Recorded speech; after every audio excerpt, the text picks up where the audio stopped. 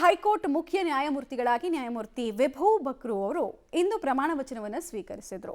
ರಾಜಭವನದಲ್ಲಿ ನಡೆದಂತಹ ಪ್ರಮಾಣ ವಚನ ಸ್ವೀಕಾರ ಕಾರ್ಯಕ್ರಮದಲ್ಲಿ ರಾಜ್ಯಪಾಲ ತಾವರ್ಚಂದ್ ಗೆಹ್ಲೋಟ್ ಮುಖ್ಯ ನ್ಯಾಯಮೂರ್ತಿಗಳಿಗೆ ಪ್ರಮಾಣ ವಚನವನ್ನು ಬೋಧಿಸಿದರು.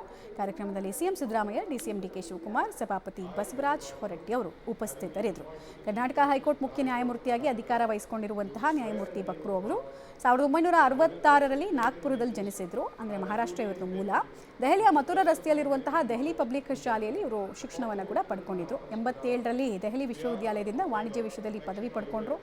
ಆಮೇಲೆ ಚಾರ್ಟರ್ಡ್ ಅಕೌಂಟೆಂಟಾಗಿ ಕೆಲಸ ಮಾಡ್ತಾಯಿದ್ರು. ನಂತರ LLB ಪದವಿಯನ್ನು ಪಡೆದು ದೆಹಲಿ ವಕೀಲರ ಪರಿಷತ್ನಲ್ಲಿ ವಕೀಲರಾಗಿ ನೋಂದಣಿ ಕೂಡ ಮಾಡಿಸ್ಕೊಂಡಿದ್ರು. ವಕೀಲರಾಗಿದ್ದ ಅವಧಿಯಲ್ಲಿ ಸುಪ್ರೀಂ ಕೋರ್ಟ್, ದೆಹಲಿ ಹೈಕೋರ್ಟ್ ಹಾಗೂ ಕಾನೂನು ಮಂಡಳಿ ಮತ್ತು ಇತರೆ ನ್ಯಾಯಮಂಡಳಿಗಳಲ್ಲಿ ವಕೀಲಿಕೆಯನ್ನು ಮಾಡಿದಂತಹ ಖ್ಯಾತಿ ಕೂಡ ಇವರದ್ದು.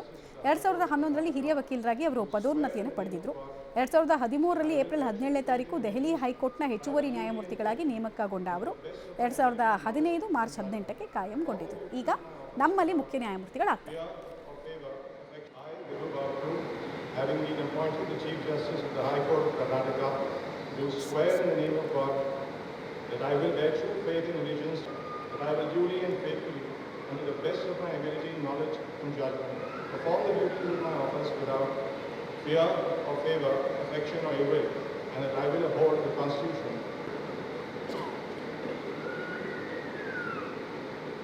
ಕರ್ನಾಟಕ ಹೈಕೋರ್ಟ್ ಮುಖ್ಯ ನ್ಯಾಯಮೂರ್ತಿಯಾಗಿ ನ್ಯಾಯಮೂರ್ತಿ ವಿಭು ಬಕ್ರು ಅವರು ಇವತ್ತು ಪ್ರಮಾಣ ವಚನ ಸ್ವೀಕಾರ ಮಾಡುವಂತಹ ಕಾರ್ಯಕ್ರಮದ ತುಣುಕುಗಳನ್ನು ಗಮನಿಸ್ತಾ ಇದ್ದೀರಾ. ಸಿಎಂ ಸಿದ್ದರಾಮಯ್ಯ ಅವರು ಕೂಡ ಇದೇ ವೇಳೆ ಅವರನ್ನು ಅಭಿನಂದಿಸಿದರು.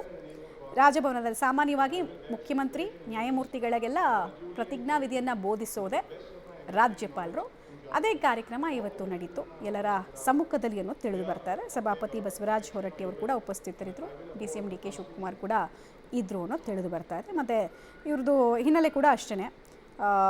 2013ರಿಂದ ಕೂಡ ಅವರು ಹೈಕೋರ್ಟ್ನ ಅಂದರೆ ದೆಹಲಿ ಹೈಕೋರ್ಟ್ನಲ್ಲಿ ಫಸ್ಟು ಹೆಚ್ಚುವರಿ ನ್ಯಾಯಮೂರ್ತಿಯಾಗಿ ನೇಮಕಗೊಂಡಿದ್ದರು. 2015ರಲ್ಲಿ ಕಾಯಂ ಆಗಿದ್ರು ಅಲ್ಲಿ. ಈಗ ಕರ್ನಾಟಕದಲ್ಲಿ ಮುಖ್ಯ ನ್ಯಾಯಮೂರ್ತಿಗಳಿಗೆ ಅಧಿಕಾರವನ್ನು ವಹಿಸಿಕೊಂಡಿದ್ದಾರೆ.